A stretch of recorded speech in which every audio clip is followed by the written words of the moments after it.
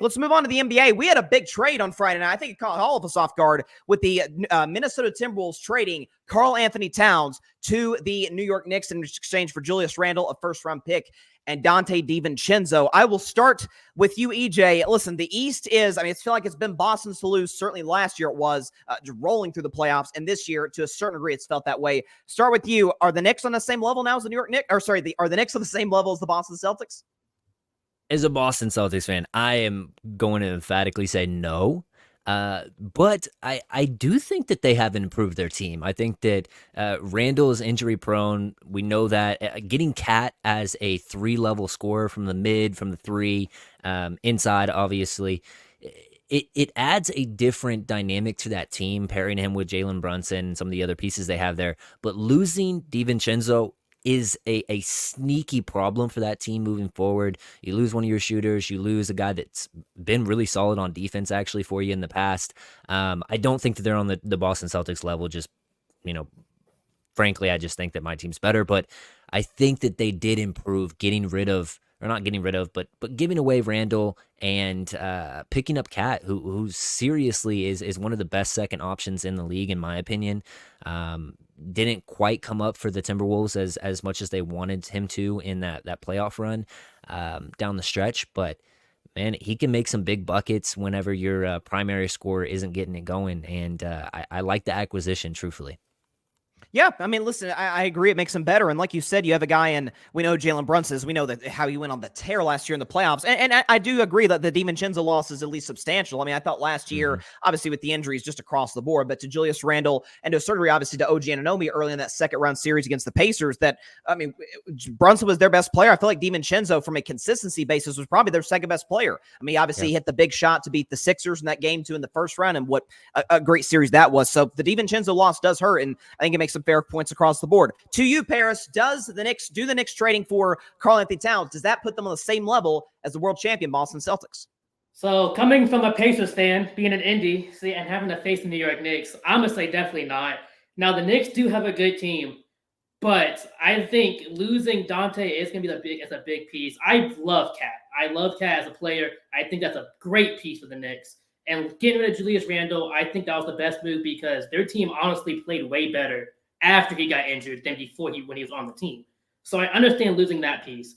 But how the team was last year, he had a lot of injuries last year. I get you still have OG Anunoby, but that man has been injured just about every single year. So the odds that he gets injured for the Knicks are very high, definitely with how he coaches the team. That man's going to be injured. Then you got Precious. I'm pretty sure he's going to get injured too. So I think the team, when you look at the roster looks great. But with all the injuries they dealt with last year, they still have injury-prone players on their team. It's going to be tough, and they don't have depth anymore. Donte, even if he wasn't a starter, he was a great bench player. I get he wants to be a starter, but for that team, great bench player. Having him come off the bench and start some games, that is a huge piece. That's the thing the Pacers had that made us such a good team. No matter who we had on the court, we could trust them to score points, play defense, do everything the starters could do, and that's what got us so far. The Knicks, I don't think the Knicks have that. The Knicks have Jalen Brunson. He's going to carry their team. Josh Hart, probably one of the best rebounding guards out on the field, on the court right now. Cat's going to do his thing, but when it comes to depth, with that type of offense he runs, running his players, there's going to be injuries. The only guy you know is going to be out there is Bridges. That man doesn't get injured for some reason. That guy is immune to injuries. So obviously he's going to be out there, but I think in the long run, the Knicks are still going to have issues that this trade doesn't fully solve. And the Timberwolves, honestly, I think they won this trade at the end of the day. Wow. Well, listen, I haven't heard many people say the Timberwolves won the trade. I have a theory that they're going to try and use some of those assets to get maybe a more reliable star for Ant Edwards. I think that's on the board. We know, listen, I think KD's at least a possibility. KD and Ant are close. There's kind of like a big brother, little brother type of relationship. Listen, I don't think Kevin Durant's going to be a son when the season is over next year. So I think it's on the board. But like you said, losing the depth of the Knicks, they do have injury prone guys. So, and again, I think a lot of that is wear and tear with how Thibodeau likes to do things. So that is a big question for the Knicks. I think you make fair points across the board. To you, Mike Guido, are the Knicks on the same level now as the Boston Celtics after this Cat trade? No, but they're definitely better. I do think that the Knicks are better. I think that Karl-Anthony Towns is a much better fit for the Knicks than Julius Randle was. Paris kind of made my point of the Knicks were playing better after Julius Randle got hurt than when he was healthy. So I think that's something to point out. Something that I also think that's important to point out is that it really did come out that Donte DiVincenzo was not really happy with his role for why, I don't know. I think he like, I don't know how you could be unhappy with the level of involvement that you were getting in the Knicks offense from last year, but Donte DiVincenzo was apparently upset. So you're trading Julius Randle, who, again, is a good player, 24 points a game, 9 rebounds, whatever it was last year with the Knicks, but you played better without him. And you're trading Donte DiVincenzo, who's a shooter. That's great, but he was unhappy. And you're getting a legitimate star in Karl-Anthony Towns, who, if Jalen Brunson doesn't have it one night, Karl-Anthony Towns can carry the load. And as far as Minnesota's concerned, I mean, keep this in mind as well. I mean, as good as they've been in the past couple of years, you did see the issues of having Karl-Anthony Towns and Rudy Gobert in the same front court. It got very clunky inside very, very fast. So I don't know that he's going to have the same issue in New York. And I'll say one more thing. When it comes to depth with the Knicks, I understand that depth is something that you want in an NBA roster. I believe it. I think some of the best teams in the NBA can go 10, 11 deep. The problem that the Knicks have with depth is that Tom Thibodeau doesn't use depth, right? He runs 6, 7-man rotations in the playoffs anyway. So if you have a lineup of Brunson, Bridges, Anunoby, Karl-Anthony Towns, Mitchell Robinson, you got Josh Hart and another guy coming off the bench, Mike. Then I think that that's fine enough for you. So I think it's a good trade for both sides, but the Knicks definitely got better.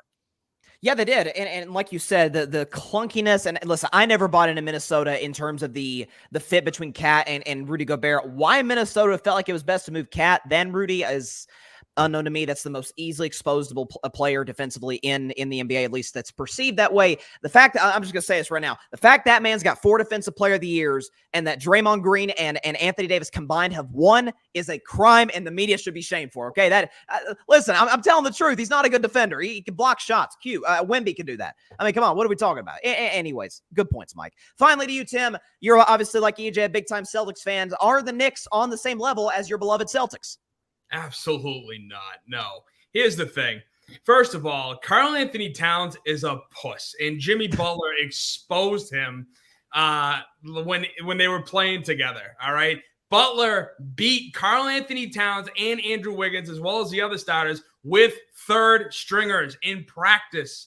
That's how soft Karl-Anthony Towns is. On top of the fact, too, that Jimmy Butler, when they got into it in a game in 2021, Minnesota versus Miami, Butler and Towns were going back and forth, and Butler said, "You soft as baby S. I already punked you once," referring to the third stringers practice where he kicked their ass. So the other thing is too, when getting more to on the court stuff, Karl-Anthony Towns struggled mightily with foul trouble in the playoffs last year. He had the 7th most fouls, if not even tied for 5th or whatever, how you rank the ties and all that, in playoffs last year, most fouls. Then, talking about injury history with Julius Randle, let's not forget, Karl-Anthony Towns only played 29 games just 2 years ago dealing with a calf. He was out for, I think, 3 to 4 months with his calf. Then he played 62 games, missing almost the entire last month because he tore his right meniscus. And, Mike, if you're saying that Tom Thibodeau only runs 6-7 guys on top of an 82-game schedule in the playoffs, do we really think somebody with a calf history and a torn meniscus is going to survive, that stretch? On top of the fact, too, that, Boston is bringing everybody back. Kristaps Porzingis can go and cover the guys out on the 3 as well as guard in deep. Like it's not like Boston has a traditional big where he's stuck in the paint. No, Porzingis can move. A bunch of Boston guys can work around that. So that's why to me, I'm looking at this trade and I went, okay. It's not like anything changed in the East for me. Boston is still the team to beat, if not in the East, the NBA as a whole. Well, I mean, listen to the defending champions, and they rolled through. I picked Dallas to beat them in the finals. I was Joke. I mean, listen, Dallas. What's that? I said a joke. Yeah, that was not a good pick on my part. Listen though, Dallas rolled through a solid defensive Clippers team. They beat the 1 seed Thunder and they beat the Timberwolves badly in that conference finals, or at least in terms of the length of the series. And so that showed you where Boss was at in terms of depth. And Joe Mazzulla, by the way, showed me a lot in playoffs as well. Listen, you bring up good points. I disagree. I think the Knicks did get better biting cap, but listen, I understand where you're at in terms of the injury history. And like you said, I mean, EJ kind of pointed to it. Or I think it was Paris pointed earlier in terms of the injury history with guys like Precious Achiuwa, like OG Anunoby. That's going to be something that's going to be a story for the Knicks moving forward. So you make some fair points as well. Mike Guido and Tim are tied in first place as we go into our final round. EJ, I'm going to give you that point, give you the 3 points as well for this round. So you're in third. Paris, you can still catch up potentially. Again, reminder for all those that are watching, the top 2 point getters get to the final round. We obviously will determine a champion.